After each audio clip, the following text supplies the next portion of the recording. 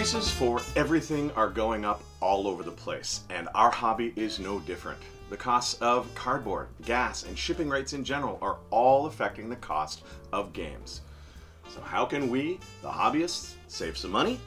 I'm Steve Tassi, the board game guy, here with some tips on saving money while still adding games to your collection. Everyone knows about the retail options with lower prices, but if you're like me, you don't think that Jeff Bezos should have any more of your hard-earned money, and the hobby game selection at Walmart is pretty underwhelming. So, what are you going to do? Embrace used games.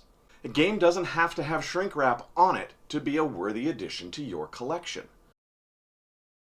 Many of us buy games that, despite the hype and our research and our fervent hopes, end up just not being for us. But that doesn't mean that they're not great for somebody out there. I belong to multiple Facebook game swapping groups, and I've gotten great deals on games that caught my eye and someone else just wasn't playing for whatever reason.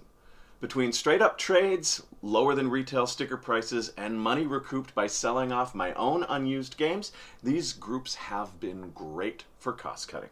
Another source of used games may be your friendly local gaming store. Not every retailer does it, but many hobby stores have a used game section where you can get gently used products for less than the price of new. And the store will have vetted the products for you so that you aren't buying an incomplete game, or if you are, you'll be warned in advance and it will be discounted accordingly. Some stores also have ding and dent sections where they offer discounts on stock that suffered damage in shipping or experienced shopping-related trauma. If you're okay with torn, punctured, or dented boxes, you can get first-run games on the cheap, and unless the stock suffered extreme trauma, odds are good that the game is absolutely fine inside. eBay is another good place to get used games. While auctions on out-of-print games can often get expensive, you can find incomplete games for very cheap. Many years ago, I picked up an original Thunder Road for just $25, all because the rules were missing. Intact copies were going for $150 or more. I printed out a PDF of the rules that I found online, and bam! Complete game for a fraction of the cost. For the hobbyist open to used games who has more time than money, there are also thrift shops. They go by various names in different parts of the world, and while some raise money for charities and others don't, they all offer used merchandise at low prices. Some caveats to the newcomers of the thrifting world, however. Check the games before you buy. Unlike your friendly local game store, your Value Village or Goodwill or whatever yours is called doesn't have game experts on staff. So they take the boxes that get donated, seal them up, put a price tag on them, and put them on the shelves. Sometimes what's in the boxes doesn't match the game in question. You will have to visit many of them before you find anything worthwhile. Most thrift shops have plenty of copies of Seen It, Trivial Pursuit, Monopoly, and other mainstream titles, but it takes work and luck to find more interesting games. I have found Puerto Rico, Catan, Game of Thrones LCG, and more at my local thrift stores, sometimes still even in the shrink. Great game is going to show up on their shelves, but mid-January is usually a good time because people will have just gotten rid of their unwanted gift miss presents.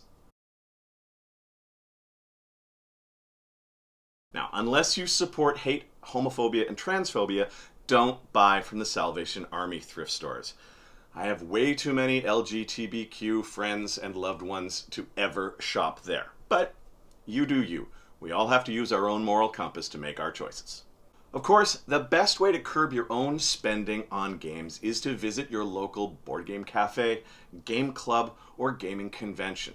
There might be a cover charge or membership fee, but you'll be able to play lots of games that you've been thinking about buying, and that way you'll know if the games are worth the cash.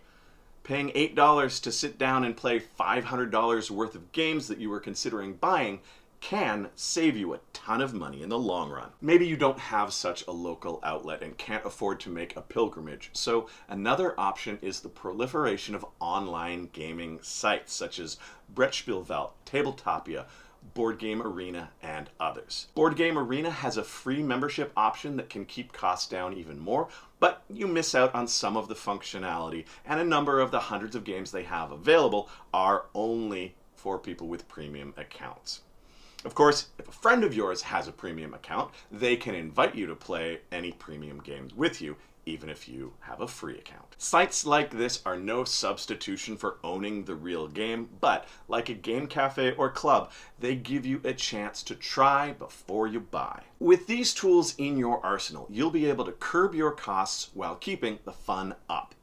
Tell me about your best thrifting find or discounted purchase in the comments section below. I'm Steve Tassi, the Board Game Guy, wishing you happy and cheap gaming. Stay safe and be good to each other. Many people are having a rough time right now. No need to make it worse. Thanks for watching my video. Don't forget to like and share it with your friends, and of course subscribe so that you get notified every time I upload new game tutorials or gaming advice content.